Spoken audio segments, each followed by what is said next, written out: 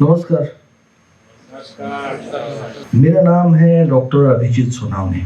अभिजीत माँ बाप ने रखा हुआ नाम, भिखारियों का डॉक्टर समाज ने दिया हुआ नाम, डॉक्टर फॉर बेगर्स। बहुत सारे डॉक्टर्स के पास बहुत बड़ी बड़ी डिग्रियां होती है, स्पेशलाइजेशन होता है। Doctor for beggars is my specialisation and I am proud for that. I belong to a very normal and lower middle class family. माँ बाप ने डॉक्टर की डिग्री दिलाई, क्लिनिक या हॉस्पिटल सेटअप करने के लिए मेरे पास कुछ नहीं था। तो किसी ने मुझे आइडिया दिया कि होम सर्विस का जमाना है भाई, घर घर में जाके पेशेंट चेक करो। तो मैं पुणे के आसपास के जो विलेजेस थे वहां पे जाके लोगों के घरों घर में डोर नॉक करके टक टक करके मैं पूछता था, आपके घर में कोई पेशेंट है क्या? अगर है तो मैं चेक करता हूँ। मैं लोगों के घर घर में जाके पेशेंट चेक करता था और उन्हीं का कॉट, उन्हीं का जो इंफ्रास्ट्रक्चर होता था मैं वही यूज करता था और उनके पेशेंट को चेक करता था। जब हम अपनी सर्विस कोई लेके लोगों के घर में जाते हैं तो उसका एक थोड़ा सा डिग्रेडेशन होता है। भाई डॉक्टर घर में आ रहा है, अब ये तो हुलिया ठीक है मेरा, पहले तो स्लीपर एक पिताजी का एक पैंट अल्टर किया हुआ और शर्ट ऐसे छोड़ा हुआ, बाल ऐसे बिखरे और एक ऐसा काला सा दिखने वाला बंदा बोल रहा है मैं डॉक्टर हूँ, तो लोग विश्वास नहीं रखते थे कि यार ये डॉक्टर है या पुणे से कोई आया, कोई मराठी में भांटा बोलते हैं, कोई अंदर आएगा, घुसेगा, कुछ चीज उठा के लेके जाएगा।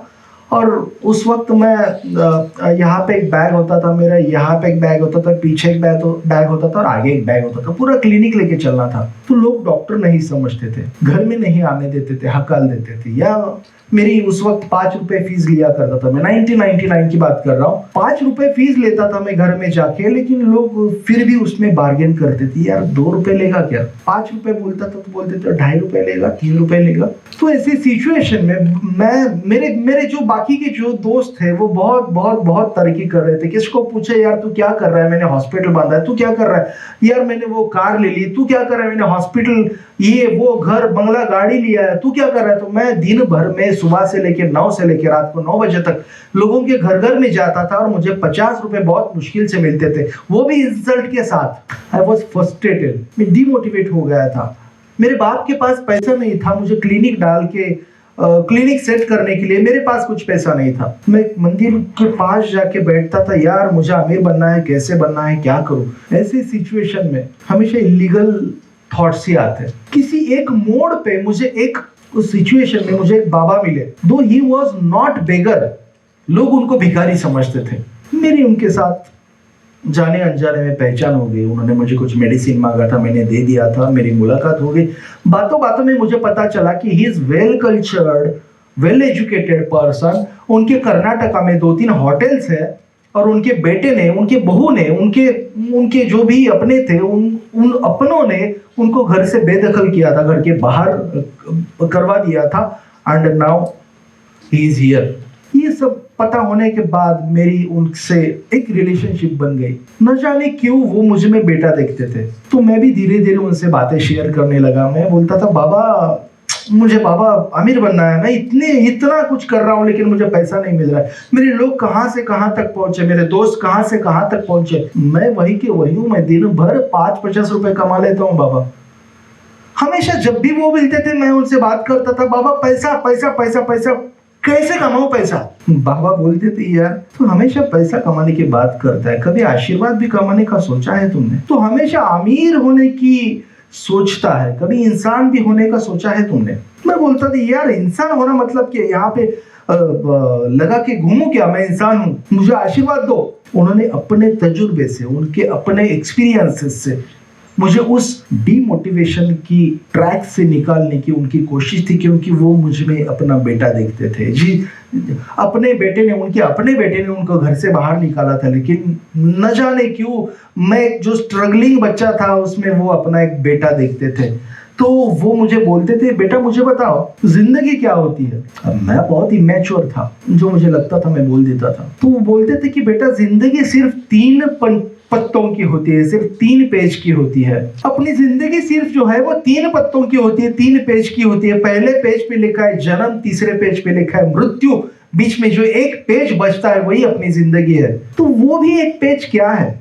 तो कुछ लोग होते हैं जो खुद के बारे में सोचते सोचते रात भर जगते हैं, यार मेरा क्या होगा, मेरी बीवी का क्या होगा मेरे बच्चों का क्या होगा, एक गाड़ी है दूसरी गाड़ी मिलेगी या नहीं मिलेगी, सैलरी है इंक्रीमेंट होगा या नहीं होगा, 2 BHK 3 BHK होगा कि नहीं होगा, रात भर सोचते रहते हैं। लेकिन कुछ लोग ऐसे होते हैं जो हमेशा दूसरों के बारे में सोचते रहते हैं। जो लोग खुद के बारे में सोचते हैं उनको उनके जागने को बोलते हैं जागरण, लेकिन कुछ लोग जो होते हैं जो हमेशा दूसरों के बारे में सोचते सोचते रात भर जगते हैं, उनके जागने को बोलते हैं जागृति। इस जागरण से लेके जागृति तक का प्रवास, इस जागरण से लेके जागृति तक का जर्नी मतलब है जिंदगी। बहुत सारे एग्जांपल्स वो मुझे देते थे, मुझे बोलते थे बेटा तू डॉक्टर है ना, तू मुझे बता पैथी कितनी होती है। मैं बोलता था बाबा एलोपैथी है, होम्योपैथी है, नेचुरोपैथी है, आयुर्वेदिक पैथी और बहुत सारी पैथीज है। तो वो बोलते थे बेटा ये जो तुमने जो पैथी बताई, ये इन पैथियों से इंसान का सिर्फ शरीर ठीक होता है, इंसान का मन ठीक नहीं होता। इंसान का मन अगर ठीक करना है तो और जिंदगी में 2 पैथी तुमको यूज करना होगा, वो है सिंपैथी और एक है एम्पैथी। जब ये सिंपैथी और एम्पैथी तुम यूज करने लगोगे तब तुम अच्छे इंसान बन जाओगे, तब तुम अच्छे डॉक्टर बन जाओगे। ये सब बातें मेरे कान में आती थी, मन में नहीं आती थी। मुझे तो बस पैसा चाहिए था। सभी लोग, किसी ने ये लिया किसी ने वो लिया, मुझे भी वही करना था। वो बोलते थे बेटा पर्सनैलिटी क्या है। मैं बोलता पर्सनैलिटी अच्छा शर्ट पैंट ये शूज स्टाइल। तो बोलते थे नहीं बेटा इसको पर्सनैलिटी नहीं बोलते। जब हमको कोई देख रहा है तब हम जो बिहेव करते हैं वो है पर्सनैलिटी, लेकिन जब हमको कोई देख नहीं रहा है तब जो हम बिहेव करते हैं वो है character. You don't build a personality, you build a character. जब एक बार कैरेक्टर बनता है पर्सनैलिटी अपने आप उभर आती है। ऐसी बहुत सारी चीजें मुझे उन्होंने बताई, अपने लाइफ के एक्सपीरियंसेस बताए, और फिर मैंने पैसा कमाने के चक्कर में एक जॉब किया, दूसरा जॉब, तीसरा जॉब, चौथा जॉब करते करते करते मुझे फाइनली फॉर्चुनेटली एक इंटरनेशनल ऑर्गेनाइजेशन का मुझे जॉब मिला। मैंने जी तोड़ के वहां पे मेहनत की।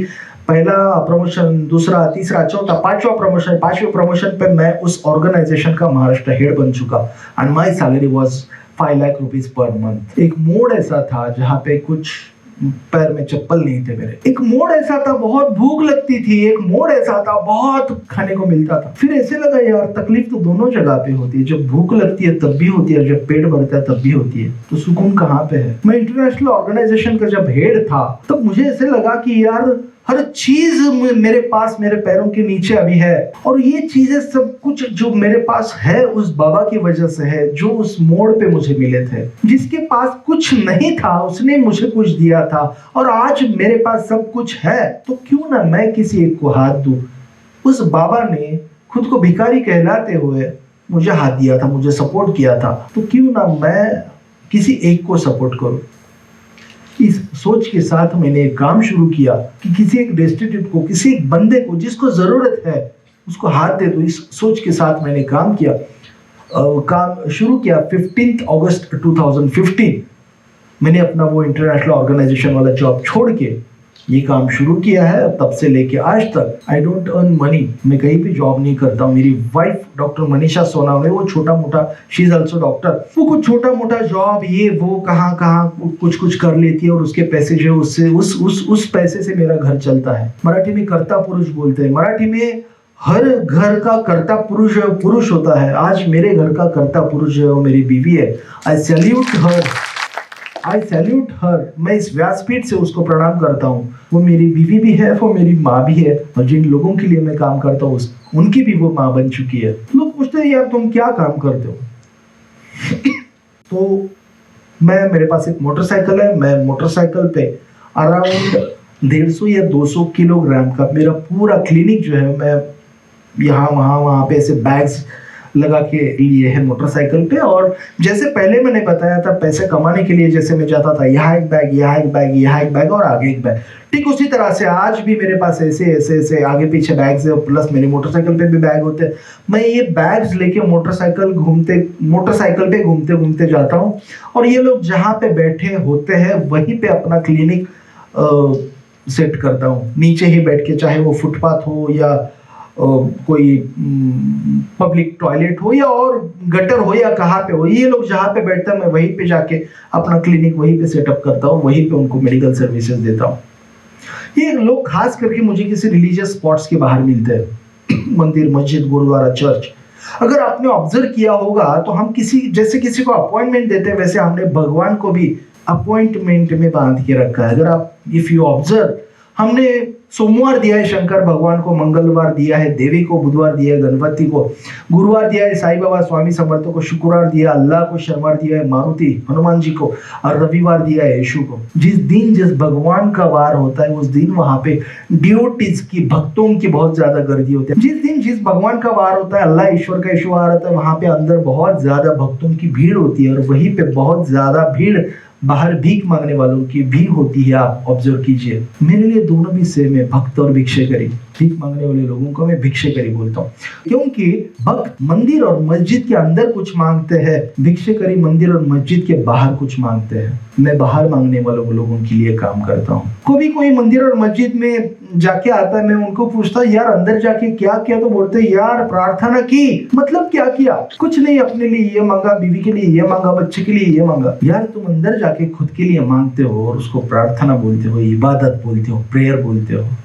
जो खुद के लिए मांगते हैं तो वो लाचारी होती है। हम जब दूसरों के लिए मांगते हैं तब वो प्रार्थना होती है, तब वो इबादत होती है, तब वो प्रेयर होती है। इन लोगों को मेडिकल सर्विसेज देता हूँ।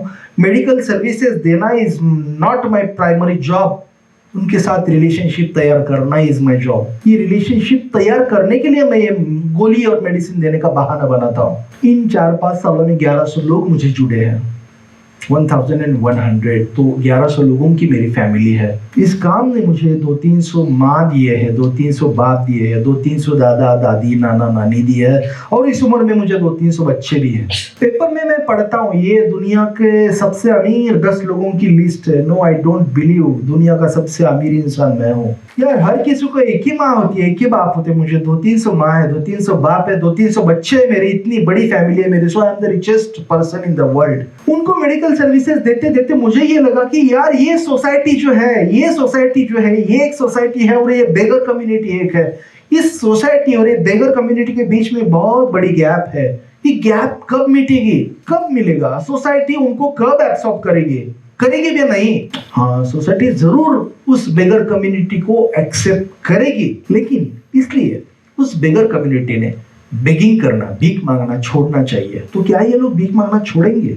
हाँ, वो लोग भी भीख मांगना जरूर छोड़ेंगे अगर इनको कुछ इनकम का सोर्स मिल जाए, तो कोई इनको सपोर्ट करे तो। फिर मैंने अलग तरीके से मेडिसिन देते देते इन लोगों को अलग तरीके से काउंसलिंग एंड कन्विंस करना शुरू कर दिया कि माँ तू मंदिर के बाहर बैठ के भीख मांग सकती है, तो मंदिर के बाहर बैठ के तो फूल क्यों नहीं बेच सकती? तो मंदिर के बाहर बैठ के नारियल क्यों नहीं बेच सकती? कोई हट्टा कट्टा होता है, मैं उसको पूछता यार तू हमाली क्यों नहीं करते हो, तुम लेबर का काम क्यों नहीं करते हो, गवंडी काम तुम क्यों नहीं करते हो? कोई दीदी होती है तो उसको बोलता है यार तू एज अ मौसी क्यों नहीं काम करती, किसी होटल में झाड़ू पोछा वाली चाहिए क्यों नहीं काम करती? हर बार मुझे एक ही जवाब आता है कि हमको कौन लेगा नौकरी पे, और जो तुम चीजें बेचने के लिए बोलते हो कहां से हम लाएंगे? तब से फिर मैंने सोच लिया, मेरी जो पहचान हो चुकी है लोगों के साथ में, लोग बोलते हैं यार डॉक्टर तेरे को कैसी मदद करे, बोलता है सर आपका क्या है? कोई बिल्डर होता है पूछता है यार अभिजीत कितना पैसा चाहिए तेरे को? मैं बोलता हूँ नहीं सर, आपकी साइट जहाँ पे चालू है मेरे 1, 2, 4, 5 लेबर्स वहां पे काम पे लीजिए। वो बोलती ठीक है यार पैसे से अच्छा चल काम पे आ जा। जो लोग कुछ करना चाहते हैं मैं उन लोगों को कुछ वो चीजें लेके देता हूँ। कोई वड़ा पाव की गाड़ी देता हूँ किसी को, जो उनके अपने जो स्किल्स है, पोटेंशियल है, मैं उन पोटेंशियल यूज करके उन लोगों को प्रिंसिपल अमाउंट या फिर जो चीज चाहिए उनको वो देता हूँ। And I am very proud to say कि 113 लोगों ने आज तक 113 लोगों ने भीख मांगना छोड़ दिया है, and they are started working somewhere. जो कल भीख मांगने वाले थे, लोग पास आते उनको चल चल चल चल चल करते थे, आज उन्हीं को लोग सेठ जी करके बोलते। मैं जब देखता हूँ आई फील वेरी प्राउड। भीख मांगने वाले लोग जो है अपने बच्चों को साथ में लेके आते, छोटे छोटे बच्चे होते हैं वो उन बच्चों को साथ में लेके आते और उनसे भीख मंगवाते हैं। किसी भी एडल्ट पर्सन को 200 रुपए भीख मिलती है पर डे, लेकिन बच्चों को 800 या 1000 रुपीज भीख मिलती है। तो उनके बच्चे उनका इनकम सोर्स है, तो हम उन बच्चों को वहां से उनको काउंसलिंग करते हैं, कन्विंस करते हैं उनके पेरेंट्स को, और वहां से उनको लेते हैं और उनको एजुकेशनल सपोर्ट देते हैं। तो I have adopted 52 children of beggars, और जिनको हमने एजुकेशनल सपोर्ट देना शुरू किया है। किसी न किसी स्कूल में वो बच्चे अभी पढ़ रहे हैं। मेरे लिए उनका वो इनकम सोर्स छीनना बहुत बहुत बहुत चैलेंजिंग होता है। इसके साथ अगर आप देखते होंगे रोड पे कुछ पड़े हुए लोग होते हैं, इतनी दाढ़ी बड़ी है, बहुत गंदे कपड़े हैं, बहुत गंदगी आती है उनके शरीर से, हम उनको नहलाते हैं, धुलाते हैं, अच्छे कपड़े पहनाते हैं और किसी ओल्ड एज होम में उनको दाखिल करवाते हैं। मेरे पास कुछ नहीं है, मेरे पास अपना कुछ नहीं है, जो भी कुछ है ऑलरेडी एग्जिस्टेड है, मैं वही सर्विसेज में अवेल करता हूँ। रोड पे जब हम इनको नहलाते हैं, हमारे पास पानी या बाल्टी या कुछ ऐसा नहीं होता, हम बिस्लरी की कैंस लेके आते हैं और उनको नहलाते हैं, धुलाते हैं। जब हम उनको नहलाते हैं, धुलाते हैं, तब ऐसे लगता है यार अभी किसी मंदिर में मुझे अभिषेक करने की जरूरत नहीं है। जब उनके बदन से एक अच्छी सी खुशबू आती है, तब ऐसे लगता है किसी मंदिर में जाके अभी उदबत्ती अगरबत्ती लगाने की मुझे जरूरत नहीं है।